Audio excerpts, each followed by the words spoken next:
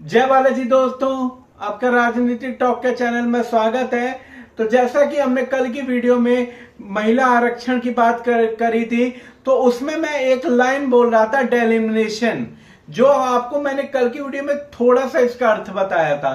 पर आज हम इसी डेलिमिनेशन की बात करेंगे क्योंकि वोटिंग इसी पे हुई थी। तो अंत तक वीडियो में बने रहेगा और ऐसी नॉलेज जानने के लिए राजनीतिक टॉक के चैनल को सब्सक्राइब करना ना भूलिएगा। तो चलिए चैनल स्टार्ट करते हैं और टॉपिक भी स्टार्ट करते हैं। क्योंकि आपसे एक बड़ा सवाल, वीडियो स्टार्ट करते हैं थोड़ा, क्या भारत में लोकसभा की सीटें बढ़ने वाली है? क्योंकि ये डेलिमिनेशन की बात चल रही है और 2026 के बाद आपका वोट ज्यादा पावरफुल हो जाएगा या और भी कमजोर, क्योंकि पूरा का पूरा साउथ इंडिया इस डेलिमिनेशन के मुद्दे से डर रहा है। और ऐसा क्यों, बने रहिएगा, मैं आपको बताता हूं। क्योंकि ये बहुत ही इंपॉर्टेंट टॉपिक है, पर आपको इस साउथ वर्सेस नॉर्थ से जानने से पहले एक बार डेलिमिनेशन को अच्छे से समझना पड़ेगा, और अच्छे से समझने के लिए आपको डेलिमिनेशन ध्यान से सुनना पड़ेगा। तो चलिए ध्यान से सुनिए कि डेलिमिनेशन होता क्या है, व्हाट इज डेलिमिनेशन। तो सबसे पहले हम समझते हैं कि डेलिमिनेशन क्या होता है। डेलिमिनेशन का मतलब होता है देश की चुनावी सीटों की बाउंड्री और उनकी संख्या तय करना। यह काम करती है डेलिमिनेशन कमीशन ऑफ इंडिया, और इसका मेन पर्पस यही है कि हर सीट पर लगभग बराबर पॉपुलेशन हो, कि एक सीट है उसके बराबर पॉपुलेशन के आधार पर सीटें बांटी जाए। और दूसरा, जो ट्रांसपेरेंसी या रिप्रेजेंटेशन, मतलब जो एमपी रिप्रेजेंट कर रहा हो वो एकदम फेयर हो, क्योंकि भाई वो उतनी जनता को रिप्रेजेंट करे। तो ये इसकी बेसिकली है डेलिमिनेशन कमीशन ऑफ इंडिया का काम। और इसकी हिस्ट्री बहुत पुरानी है, और इसका जो फ्रीज है, मतलब जब ये रोकी गई थी, ये भी बहुत पुराना मुद्दा है। तो इसके बारे में पहले चर्चा कर लेते हैं, क्योंकि असली ट्विस्ट इसी में आता है, इसकी हिस्ट्री पर। क्योंकि 1970 में पॉपुलेशन क्या हो रही थी, तेजी से बढ़ रही थी। तो सरकार ने डिसाइड किया कि सीटों को 1971 की पॉपुलेशन पर फ्रीज कर दिया जाए। ये सरकार की डिसाइड थी उस समय 1971 में, इंदिरा गांधी जी की सरकार थी।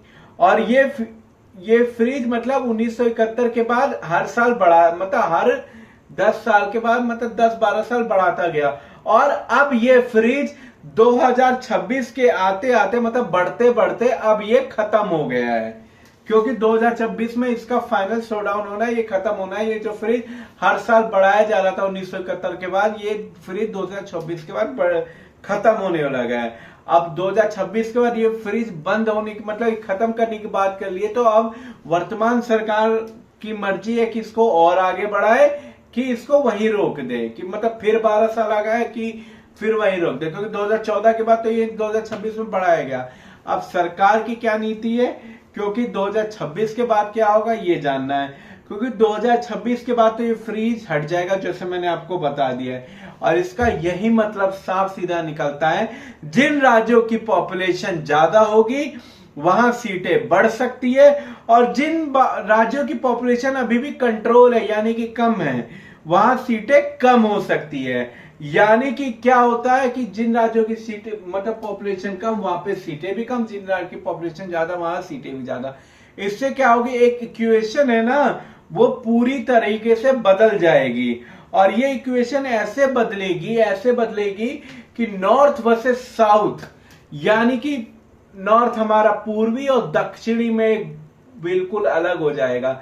जैसे अभी भी हम कहते हैं कि भाई वो साउथ वाले, वो नॉर्थ ईस्ट वाले, हम इधर हैं। और इधर बेसिकली जितना भी उत्तर पूर्वी का एरिया है, जितना दिल्ली, यूपी, बिहार, राजस्थान, हरियाणा, मुंबई भी साउथ में आता है, पर इधर इन एरिया में सीटें सबसे ज्यादा। अब लोकसभा की सीटें सबसे ज्यादा कहां है, यूपी में 80 सीटें हैं लोकसभा की पूरे यूपी में, और 543 सीट का चुनाव होता है, 80 तो यूपी में ही है। हरियाणा में कितने हैं? दिल्ली में तो कम है, दिल्ली में तो 7 सीटें हैं, बिहार में 45 है। तो मतलब इन्हीं सब एरिया में ऑलमोस्ट पहले से ही होता है, पर अब डेलिमिनेशन बढ़ाया जाएगा पॉपुलेशन के अधिकार पे, फिर एमपी की सीटें बढ़ाई जाएगी, तो ये नॉर्थ वर्सेस साउथ होने के फुल ऑन चांसेस है। और इसी वजह से नॉर्थ वर्सेस साउथ की डिबेट हो रही है। और डिबेट क्या होती है? सबसे बड़ी डिबेट यही है कि नॉर्थ इंडिया में बेसिकली यूपी बिहार के राज्य आते हैं, जहां की पॉपुलेशन ऑलमोस्ट ज्यादा है। पूरी यूपी की पॉपुलेशन इतनी है जितनी पाकिस्तान की नहीं है, तो पॉपुलेशन ज्यादा है। अगर यूपी की पॉपुलेशन ज्यादा है तो जाहिर सी बात है सीटें बढ़ेंगी, और सीटें बढ़ेंगी तो क्या होगा कि वहां से एमपी ज्यादा निकलेंगे। और वहीं हम साउथ इंडिया को ले तो साउथ इंडिया के 2 राज्यों का एग्जांपल ले, तमिलनाडु और केरला। तो वहां की क्या है, पॉपुलेशन अभी कंट्रोल में है। और अगर पॉपुलेशन कंट्रोल हो, मतलब वहां पे इतने, अगर पॉपुलेशन नहीं होगी, अगर पॉपुलेशन के आधार पर मापा जाए, जो मैंने आपको सेंसस का बताया, तो क्या होगा, सीटें कम होगी। और तो इसमें सबसे बड़ा सवाल यही उठता है कि जो पॉपुलेशन कंट्रोल कर रहा है उसे पनिशमेंट क्यों? भैया वो तो अच्छा कर रहा है ना कि पॉपुलेशन कंट्रोल कर रहा है। अब पॉपुलेशन आप कोई राज्य बढ़ा रहा है, कोई कंट्रोल कर रहा है, तो भाई जो कंट्रोल कर रहा है वो तो अच्छा कर रहा है कि भाई वो रिसोर्सेस का ध्यान रख रहा है वो राज्य, तो उसको ऐसी इतनी बड़ी सजा क्यों मिले? और यही इम्पैक्ट है कि अब सवाल कि अगर ये ऐसा हो गया तो इस पे आप पर क्या असर पड़ेगा? सबसे बड़ा तो सवाल यही है। तो आपकी वोट की वैल्यू बदल सकती है, पॉलिटिकल पावर भी शिफ्ट हो सकता है, और नेशनल पॉलिसीज का फोकस भी बदल सकता है। जिस राज्य में ज्यादा सीटें होगी उस राज्य का प्रधानमंत्री उस राज्य की ज्यादा देखरेख करेगा, और वो पार्टी भी ज्यादा देखरेख करेगी, ताकि अगली बार भी उसको अच्छे से वोट उस राज्य से मिल सके। और यही 2026 का डेलिमिनेशन है। और ये सिर्फ दोस्तों सीटों का खेल नहीं है, ये भारत की राजनीति का फ्यूचर तय करेगा। और अब मैं सवाल आपसे पूछता हूं इस बारे में, क्या पॉपुलेशन के हिसाब से सीटें मिलनी चाहिए या परफॉर्मेंस के हिसाब से?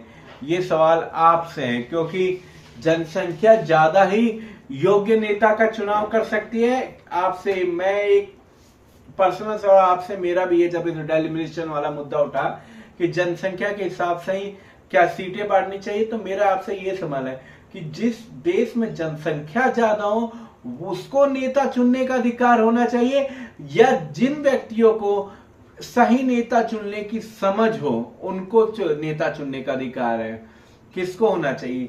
क्योंकि पॉपुलेशन कंट्रोल करना इज मोस्ट इंपॉर्टेंट। और क्योंकि जनता बढ़ाने या जनसंख्या बढ़ाने से आपकी नहीं ताकत बढ़ेगी, ताकत जब बढ़ेगी जब आप उसको ठीक से मेंटेन रखें और रिसोर्सेस का ध्यान रखें। स्विट्जरलैंड ने अपने रिसोर्सेस का ध्यान रखा, वहां इतनी एक टाइम पे इतनी फैक्ट्रियों का पानी गिर रहा था कि वहां की नदी दूषित हो गई थी, पर उनकी सरकार ने इतना टाइट हुई, वहां की जनता ने इतना टाइट पना सरकार के प्रति रहा कि हमें हमारी नदी सही है। आज ऐसा है कि वहां के झरने से लोग लगा के पानी उठा के पी लेते हैं, और हमारे यहाँ की नदियों का हाल देख ले। तो बस यही बात है, पॉपुलेशन कंट्रोल करना जरूरी है। और डेलिमिनेशन आप बताइए कि सीटों के जनसंख्या के हिसाब से होना चाहिए कि योग्यता के हिसाब से होना चाहिए, ये आप तय करेंगे। और वीडियो अच्छे लगे तो इस चैनल को लाइक शेयर सब्सक्राइब कीजिएगा, और राजनीतिक टॉक को सब्सक्राइब करना ना भूलिएगा। कल मिलते हैं किसी अलग नॉलेजेबल वीडियो के साथ, तब तक ले जय बालाजी दोस्तों।